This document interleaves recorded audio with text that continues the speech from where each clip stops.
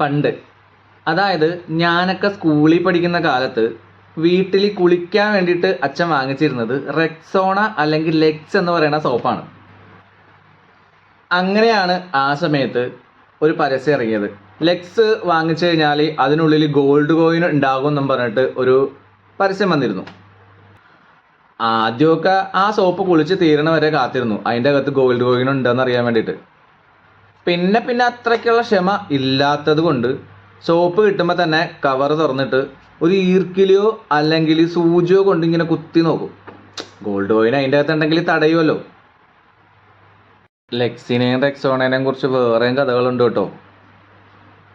എന്നുവെച്ചാലേ ഇന്നത്തെ കാലത്തെ പോലെ കുട്ടികൾക്ക് കുളിക്കാനൊരു സോപ്പ്, പേരൻസിന് കുളിക്കാനൊരു സോപ്പ്, ഗ്രാൻഡ് പേരൻസിന് കുളിക്കാനൊരു സോപ്പ്, അങ്ങനത്തെ ഒരു സിസ്റ്റം നമ്മുടെയൊക്കെ കുട്ടിക്കാലത്ത് ഉണ്ടായിരുന്നില്ലല്ലോ. എല്ലാവർക്കും ഒരു സോപ്പ്.